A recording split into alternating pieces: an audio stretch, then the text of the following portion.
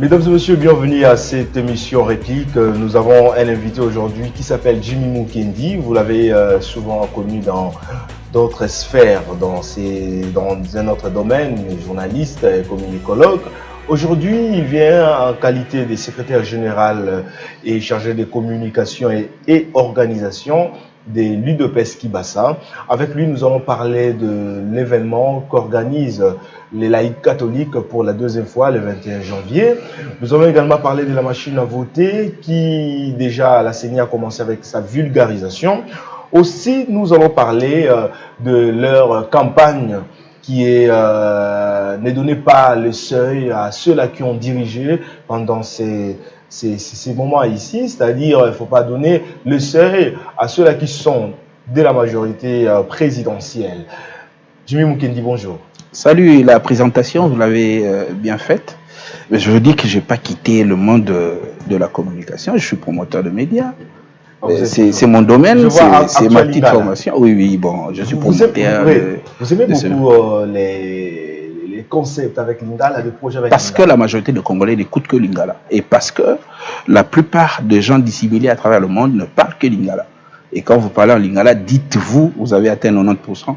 Et quand vous parlez en français, vous avez atteint une catégorie de personnes. Vous aimez bien communiquer pour les Congolais et non pour les expatriés. Quand vous communiquez, vous devez avoir une cible. On ne communique pas en vague. Vous devez avoir une cible et vous allez avoir des objectifs à atteindre. Dans la plupart de ce que nous concevons, c'est que nous cherchons à atteindre la grande masse, la population.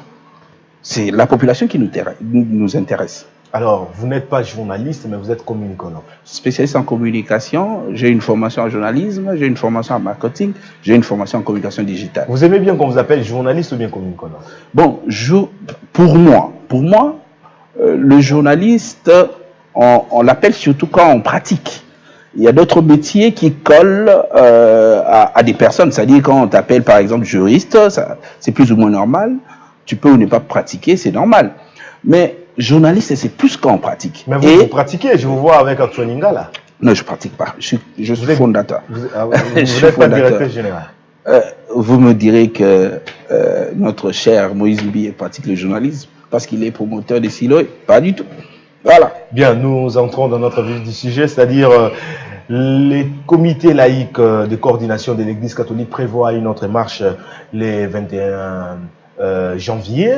Alors, une question qui se pose, est-ce que l'Église catholique doit-elle se positionner comme ce que nous constatons aujourd'hui, avec une position par rapport à la politique et dire même, aller plus loin de dire qu'il est temps que le médiocre dégage? Est-ce là, ce n'est pas aller en dehors de sa mission? Bon, commençons au début de ta question. Vous avez dit que l'Église catholique organise cette marche. Je veux aussitôt vous dire que dans l'Église, il y a beaucoup de structures. Et les fidèles laïcs font partie des membres de l'Église. Donc cette organisation ne vient pas directement de l'Église, mais c'est l'initiative de fidèles. C'est-à-dire les fidèles qui sont dans la foule, les fidèles, je ne m'en cache pas, je suis catholique, donc je suis fidèle catholique, je me concerne, je suis laïque. On nous appelle les laïcs là-bas. Quand bien même que le terme laïque, sur le plan général, ça prend d'autres tournures, la laïcité et tout et tout. On ne va pas entrer dedans. Mais c'est que l'essentiel aujourd'hui, c'est que il faut bien poser les problèmes. Moi, je me dis, même quand on fait la politique, nous ne devons pas rester dans les débats liés aux phrases ou débats liés aux individus. Nous devons aller au-delà. Nous devons penser idées. Les idées qui peuvent changer notre pays. Les idées qui peuvent changer des choses. Regardons la misère de notre peuple. Regardons ce que nous sommes en train de vivre tout autour de nous. Regardons les gens qui travaillent sans salaire. Regardons ce que nous vivons pour nous déplacer ici à Kinshasa, les moyens de transport.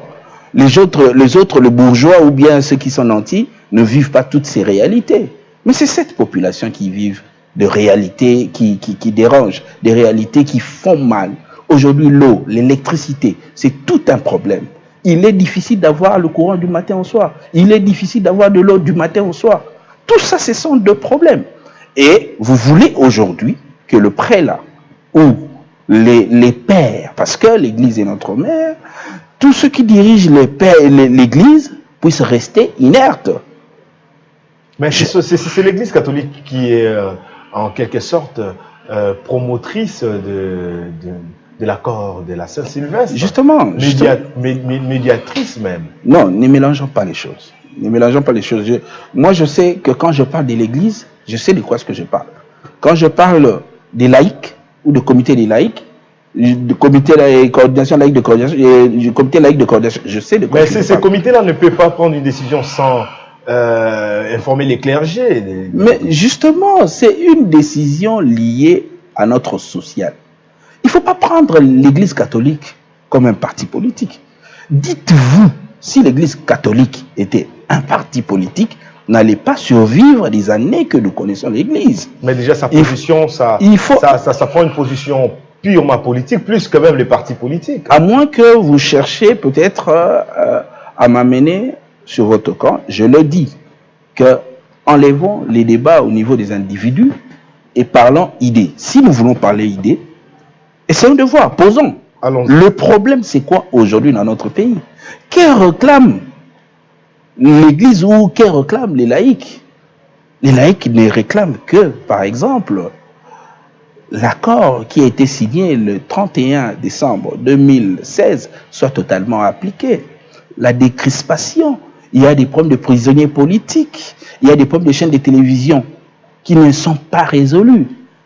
Monsieur, c'était signé lors des accords. Et c'était convenu. C'est pour cela que nous, UDPS Kibasa, on l'a dit. Lorsqu'on parle de libérer l'avenir du Congo. Libérer l'avenir du Congo parce que nous estimons que quelque part, nous sommes en face des gens qui ne veulent rien entendre. Nous sommes en face de gens qui ont leur manière de faire les choses et que si vous ne convergez pas avec eux, ils ne marchent pas avec vous.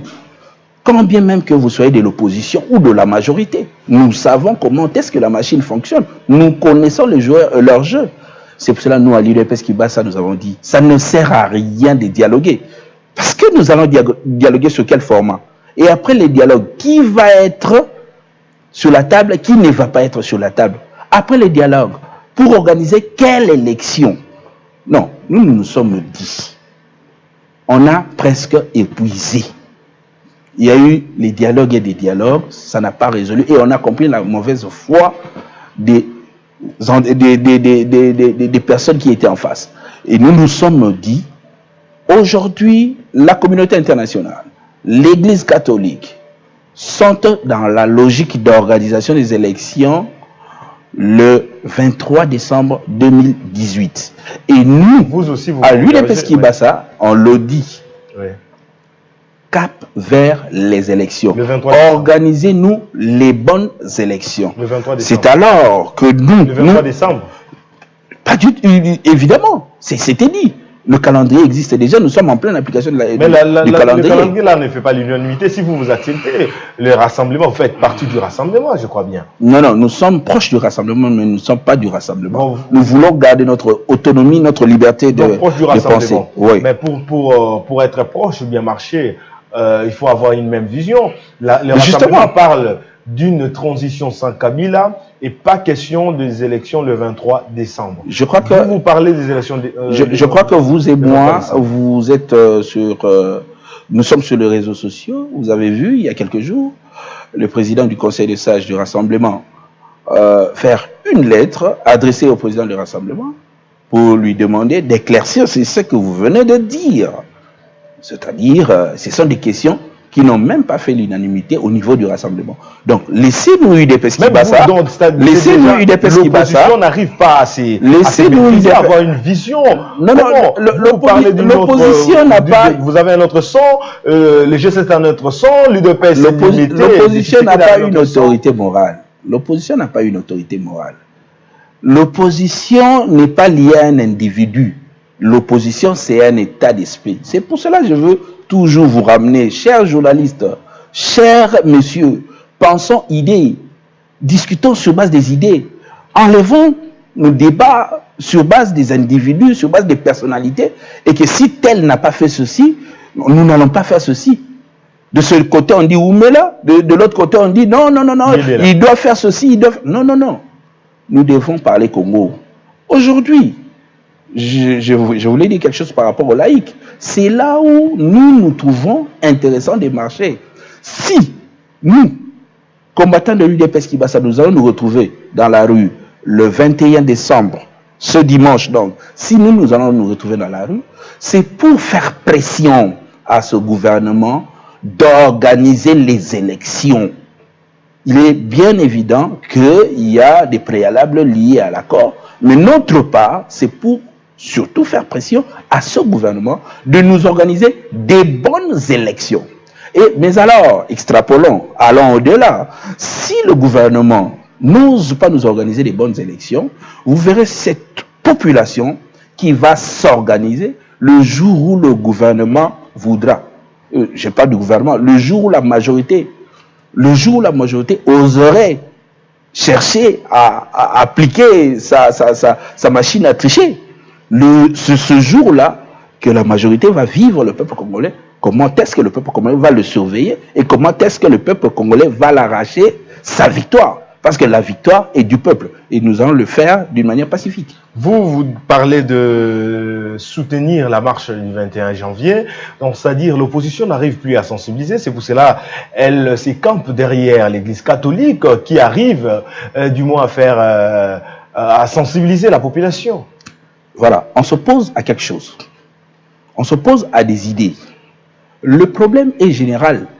Le problème concerne tout le monde. Et quand l'Église sensibilise, dites-vous qu'il y a des gens de la majorité qui sont pour l'Église. L'Église n'est plus au milieu du village. L'Église est au milieu du village. C'est peut-être vous cherchez à vous éloigner de l'Église. L'Église reste toujours au milieu du village. Quand l'Église demande à ce que nous puissions avoir une vie aisée, ça dérange qui? Et quand l'Église demande à ce que nous puissions marcher pour montrer à la face du monde que nous avons besoin de certaines choses, nous avons besoin du changement de notre pays, ça fait mal à qui? Ça dérange qui? Monsieur, est-ce que vous regardez les gens qui marchent quand l'Église appelle? Ce sont des mamans, des vieillards, des messieurs. Vous venez utiliser les armes lourdes à ces gens. Que l'opposition n'arrive pas à sensibiliser, à drainer sur terrain dans la rue. Je vous le répète, l'opposition est un état d'esprit. Qu'est-ce que vous faites, vous, Kibasa? Est-ce que vous avez... Justement, moi j'évite les débats des personnes, autrement dit... Je voulais parler de votre vision, vous, l'UDPS Kibasa. On vous a jamais vu sur la rue, dans la rue, en train de sensibiliser, ou bien d'organiser une marche pour réclamer quoi que ce soit. Vous me donnez vraiment une occasion de rappeler, les images sont passées sur Siloé TV, que UDPS Kibasa, son président Augustin Kibasa Maliba, était arrêté le jour de la marche du 30 novembre 2017, ici à Kinshasa. Et UDPS Kibasa, c'était l'unique parti qui était sorti les avant-midi. Je sais de quoi est-ce que je vous parle et la personne qui a de preuves pour me contredire aujourd'hui peut venir le faire. Un instant, dans la rue, qu'est-ce que vous avez quelques jours après, nous avons marché. On nous a arrêtés avec notre président. Nous sommes allés tous en prison et demander d'autres leaders qui sont venus après nous. Si on leur a arrêté avec combien de personnes? Monsieur, le leadership ne se déclare pas. Le leadership se constate. On n'a pas besoin d'entrer dans des débats des personnes ou des personnalités. Nous, ce sont les idées. L'UDPS, c'est une grande machine. On aura nos 35 ans au mois de février et nos 36 ans au mois de février depuis la création de l'UDPS avec les 13 parlementaires. C'est un état d'esprit. Je ne sais pas avec quel âge quand on a créé l'UDPS. Mais c'est l'esprit de l'UDPS qui me hante. Jimmy Mukendi, est-ce que les marches qu'organisent les laïcs catholiques peuvent changer les choses? Ça change déjà les choses parce que, en face, ils cherchent déjà à négocier d'une certaine manière. Ils lancent déjà des messages liés, je ne sais pas moi, à des dialogues, à des concertations. Nous nous sommes dit où l'Église, je ne sais pas moi, les laïcs et l'opposition, on se dit... Il y a déjà des textes. Nous avons notre constitution, nous avons l'accord du 31 décembre 2016 Il y a des textes à appliquer. Et nous avons notre calendrier électoral. Nous sommes dit que pour nous, UDPS Kibasa, ça c'est la population. C'est cette population qui doit suivre étape par étape l'évolution du processus. Au moment où nous allons constater juste que le processus est mis en mal, quand nous constatons, directement nous allons crier, directement nous allons continuer encore à chercher à faire pression. Parce que considérer ce que les laïcs sont en train de faire aujourd'hui comme moyen de pression pour arriver à sortir notre pays de ce gouffre. Vous êtes d'accord avec moi que l'opposition n'arrive plus à mobiliser tellement la population, c'est pour cela qu'elle se campe derrière l'Église catholique, parce que nous avons vu les 30 novembre.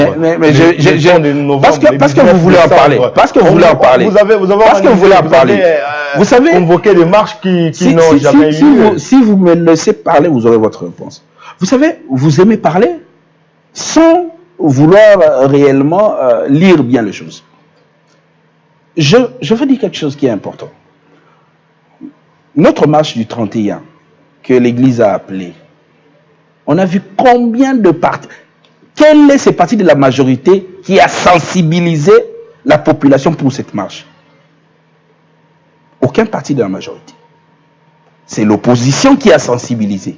C'est l'opposition qui... S'il vous plaît, vous ne voulez pas de réponse finalement. Avec vos marches, vous avez sensibilisé, mais il n'y a rien eu. Il y a eu rien avec la répression, avec les chars de combat. Vous jouez à quoi? Mais les jours de l'église, le 31 décembre, il y avait aussi des chars. Non mais attends, l'église... Le 31 décembre, l'église, il y avait beaucoup de points de départ. Il y avait beaucoup de points de départ. Justement, l'église est venue étouffer l'œuf. Donc l'opposition souffre des stratégies. Moi, je ne veux pas entrer dans les réalités des stratégies.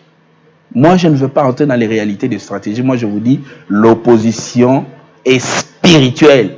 L'opposition prend tout le monde. C'est-à-dire, l'opposition s'est fait par rapport aux idées. L'opposition ne s'est fait pas par rapport au fait que moi, Jimmy Mukendi, je dis, je me réveille chez moi où je déclare, je dis, à partir de demain, vous tous sortez et que vous sortez. Ce n'est pas ça l'opposition. L'opposition, c'est l'idée. On s'oppose aux idées de gouvernants actuels qui gouvernent très mal le pays. Qui ne le sait pas? À travers le monde entier. Qui ne le sait pas en Afrique? Qui ne le sait pas que le Congo va mal? Aujourd'hui, vous voulez nous dire que le Congo va bien? C'est l'opposition qui pense changer les choses, bien sûr. Ça vraiment, dites-vous que dès qu'on nous organise les élections, le peuple va changer les choses. Justement, le peuple va choisir ses dirigeants. Et dites-vous, je le dis en sachant ce que je veux dire, dites-vous, nos amis de la majorité auront du mal à se reprendre. Et c'est pour cela qu'ils évitent les élections. Que faudrait-il faire pour organiser les élections le 23 décembre? Ce sont les prérogatives de Nanga. Que la CENI nous organise des élections. Nous, on attend. Ce sont les prérogatives de Nanga. Que chacun fasse son travail, que le gouvernement donne l'argent. Nous allons accompagner, nous allons surveiller. Le peuple va surveiller. Alors, les élections devaient être organisées depuis 2016.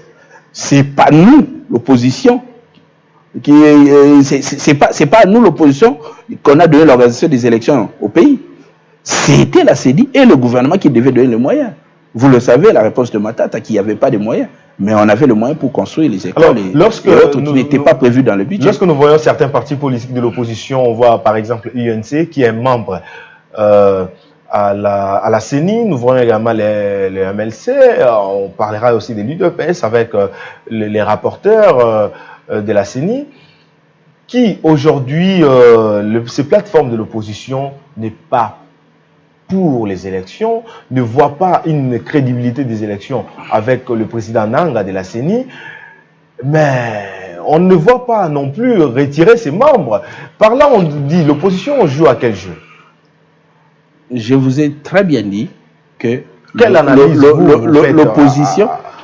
Justement, si vous remarquez depuis le début de cette émission, j'évite de citer les noms des individus. Allez-y. Je suis dans les idées. Notre opposition doit se situer au niveau des idées.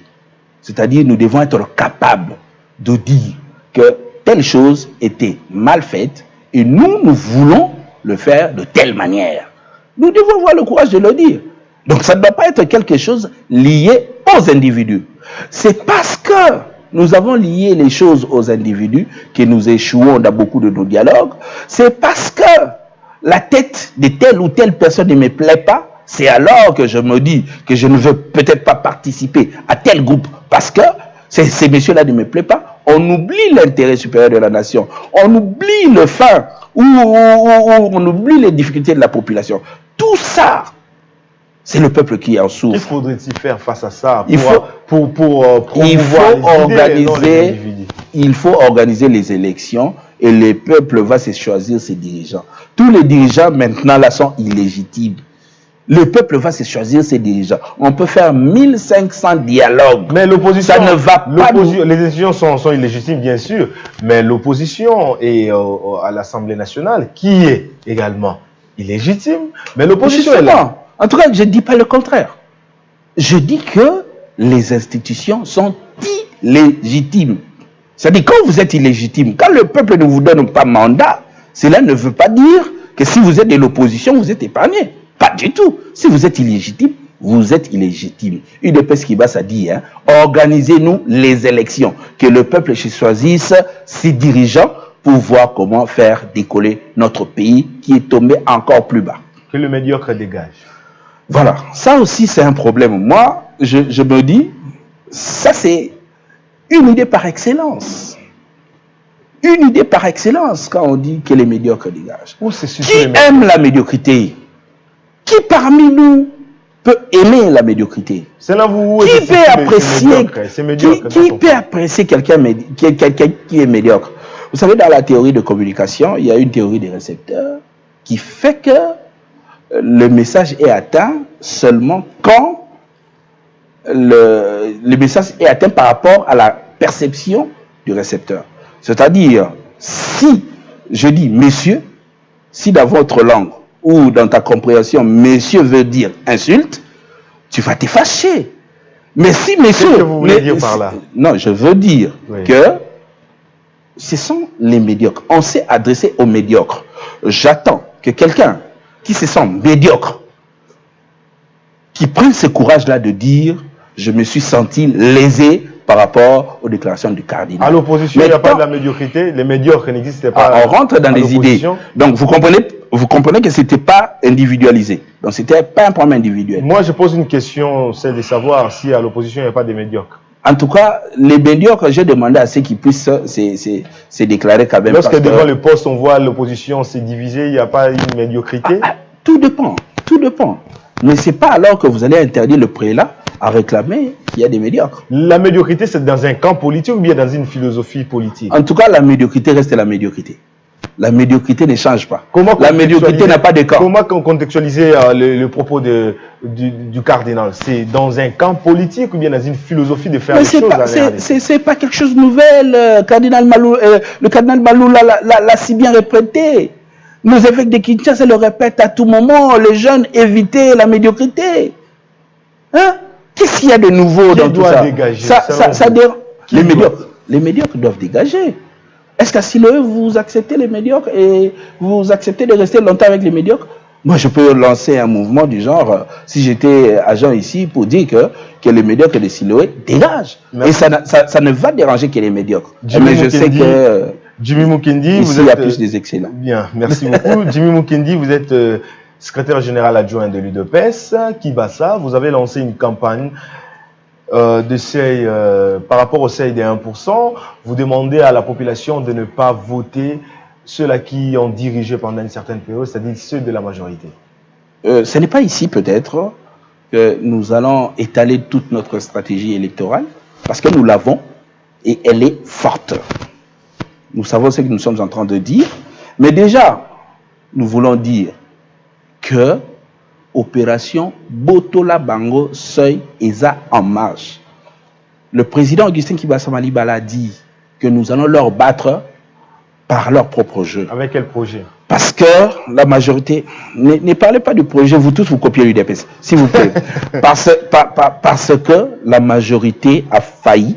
On le sait, il y a eu même des éléments sonores qui a dévoilé les messes noires des gens qui complotaient contre la République. Et nous l'avons tous dans nos téléphones. Donc nous devons dire que cette machine a été conçu pour venir tricher aux élections. Et c'est alors que nous nous levons comme parti politique stratégique pour vous dire que l'UDPS Kibasa ou la population congolaise va vous confondre ce jour-là. Et vous allez perdre en utilisant votre propre jeu. Apparemment, l'opposition n'a pas de moyens financiers pour battre sa campagne. Attends. Parce qu'à tout le monde, l'opposition dit on n'a pas l'argent. Tout dépend de ce que vous cherchez en politique. Bon, on dit Moïse Katumbi est devenu du moins opposant, peut-être il peut. Mais moi j'ai vu citer les noms, ce sont des journalistes qui restent dans des noms. De partis politiques. Mais vous devez encourager nous politiciens de rester dans des idées. Moi j'évite les noms, c'est pas bon. Il faut parler d'idées. Quand vous parlez de quelqu'un, vous citez ce qu'il a dit, par exemple. Chacun a une idée. Lorsqu'on non, mais parle justement, de personnes, quand vous restez sur les individus, ça nous fait passer le temps. Le pays a besoin d'évoluer. Il y a la technologie qui n'attend pas. La technologie évolue partout. Il n'y a qu'en République démocratique du Congo, nous régressons chaque jour à regarder ce qui se passe au Sénégal, à regarder ce qui se passe pas moi. Est-ce que vous aurez des moyens pour battre la majorité présidentielle? Nous allons battre la majorité dans leur propre stratégie. Nous vous disons que nous allons mettre une machine à marche parce que les stratégies, ça ne se donne pas sur les plateaux de télévision, mais ça se constate. Je sais de quoi est-ce que nous sommes en train de vous dire et je vous dis, organisez-nous les bonnes élections et vous verrez cette population. Parce que la population aussi est déterminée. Ce que moi je parle, ça ne vient pas de moi. Si ça venait de moi, j'allais dormir à ces moments. Ça vient de la population. Parce que j'ai le courage de le dire, je viens le dire sur votre plateau, et dites-vous que cette population qui est en train de nous souffrir aujourd'hui est déterminée de balayer tous ceux gens qui ont blagué avec la chose publique. Jimmy Mukendi, début 2018, année électorale, quel est le message clé à travers cette émission que vous pouvez lancer à l'opposition, à la population, parce qu'on est déjà... L'opposition fait partie de la population. Le message clé, c'est que quand bien même que vous nous avez peut-être pas donné l'occasion de regretter ce qui s'est passé le 31 décembre de cette année, lors de la marche des chrétiens. Vous voulez créer encore des regrettés le 21 janvier. Quand bien même que vous ne m'avez pas donné l'occasion de le faire, je m'incline sur la mémoire de toutes ces personnes qui ont laissé leur vie et nous supposons que ce sont des martyrs. Ce sont des martyrs de cette lutte. La lutte, elle est non violente. Nous n'avons pas des armes. Nous n'avons pas des kalachnikovs. Nous n'avons que nos mains et nos pieds pour marcher et prier pour ce pays. Malheureusement, si lorsqu'on vous laisse seulement marcher, si vous estimez, on voit les armes, on voit le pillage, on voit de maisons, de partis politiques brûlés, allez-y. Si vous estimez que vous pouvez aller au-delà, c'est-à-dire ôter même le sens du sacré, aller piller les églises, aller toucher au moment dans l'église, aller désacraliser les lieux supposés, ça, pour certaines personnes, dites-vous que c'est une guerre morale que vous mettez dans la tête de Congolais et les Congolais ne vont pas vous pardonner. Et même ces dieux-là qui acceptent les adorations et les louanges des personnes qui étaient venues juste après leur prière, vous venez pour leur donner la mort, ces dieux-là ne va vraiment pas être contents de vous. Mais cette année, moi je suis catholique. L'opposition est devenue catholique. Il faut bien me regarder, je suis catholique. Vital Kamerhe n'est pas catholique. Non, moi je suis catholique. Voilà, vous rentrez encore. Non, vous avez un problème. Moi je vous demande. Je cite les noms. Après cette émission, on ne doit pas parler des idées. On ne doit pas parler des idées sans citer les noms. Si tu cites les noms de quelqu'un, exprime au moins une idée. Comme ça, on va discuter sur les idées de la personne. Félix Tshisekedi n'est pas catholique, il est de Philadelphie. Voilà, vous me parlez des choses que je devient catholique. Vous me parlez des choses que je ne comprends pas. L'opposition devient catholique. Écoutez, nous devons respecter l'Église catholique. Moi, j'ai appris les organisations à l'université. Il y a 2 organisations au monde qui ont traversé des millénaires. L'autre organisation n'appartient pas à un groupe de gens, mais l'autre est une organisation cohérente.